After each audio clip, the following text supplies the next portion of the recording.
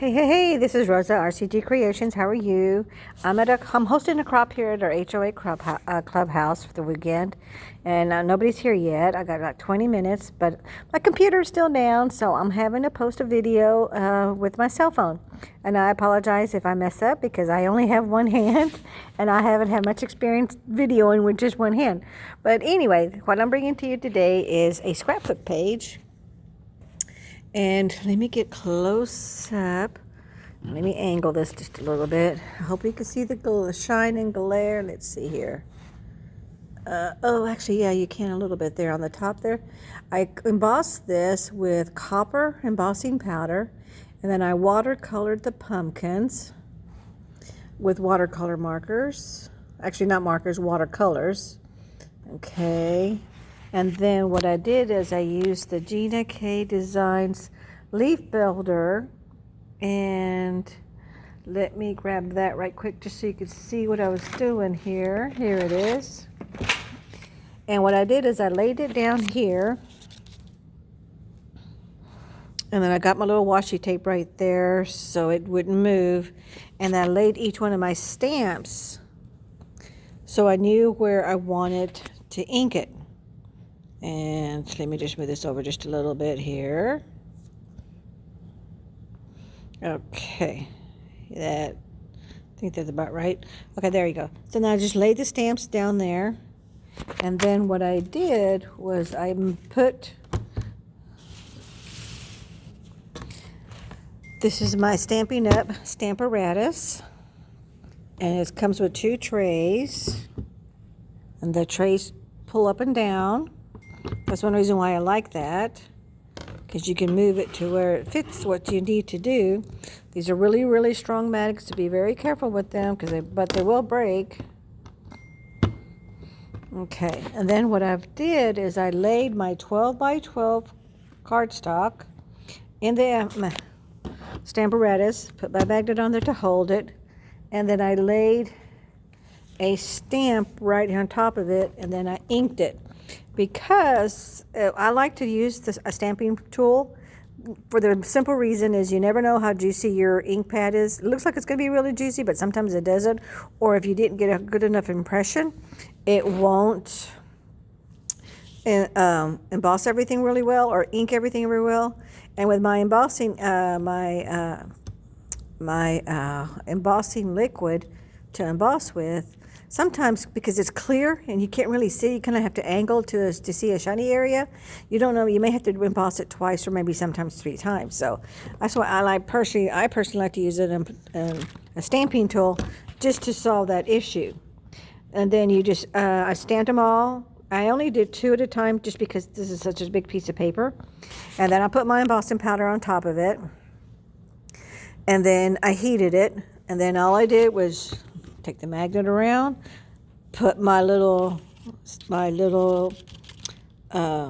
wreath builder stencil, and again this is the Gina K wreath builder, the big one.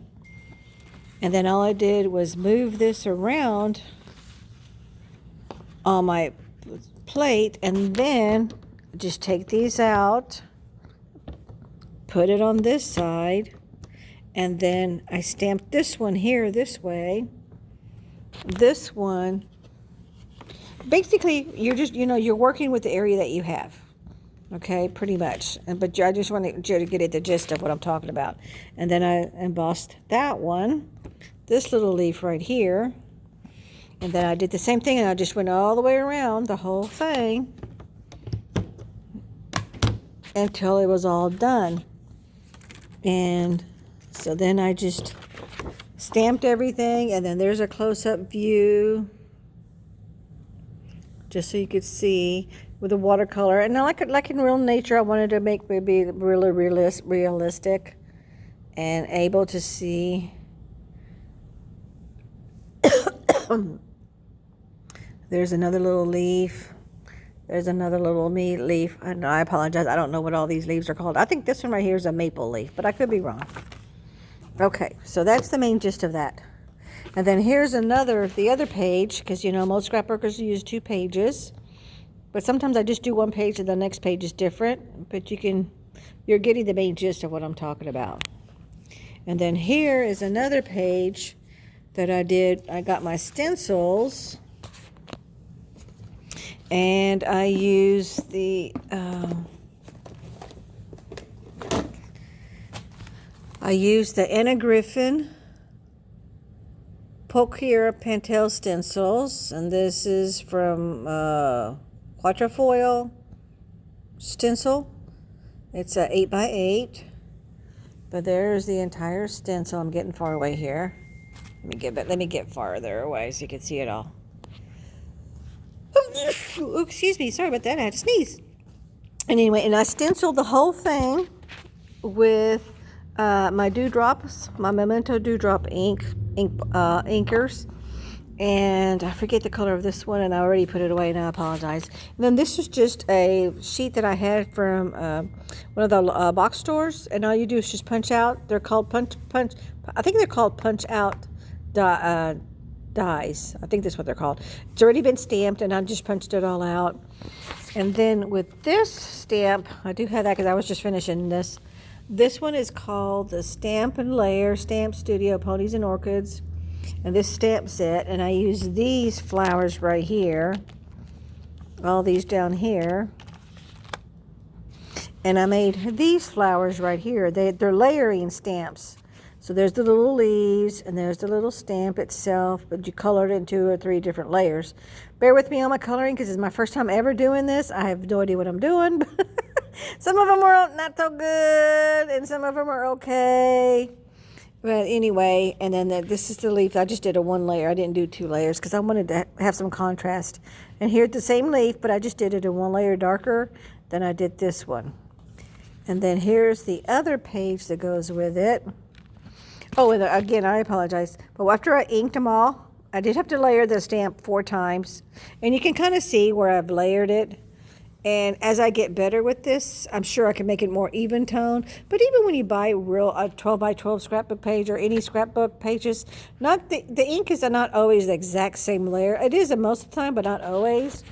And then I use the residue ink out of my ink brush, and I have one of these. What are these brushes called? I don't know what they're called. And it has a little holder, and you see here how the brush never touches the surface. So I like that. But it's just like those big old blending brushes. And I dabbed it into the ink, and then I just barely did it, and I did the whole thing to give my color background in between the little design, in between here, all these little designs. So as you can see, there's some inking there in the background there. Okay, and then there's the other page. And then this corner page right here, I did the same thing with the leaves. And basically this was a nice and simple page. That way, you have plenty of room to put your photos, and you can put as many photos. And then after I put my photos on there, I'll be able to decide, do I want to add more embellishments or some other embellishments? But because it's a scrapbook page, I personally don't like to put a bunch of bulk in a scrapbook page, so I don't. But I thank you so much for watching, and you have a wonderful day. Goodbye.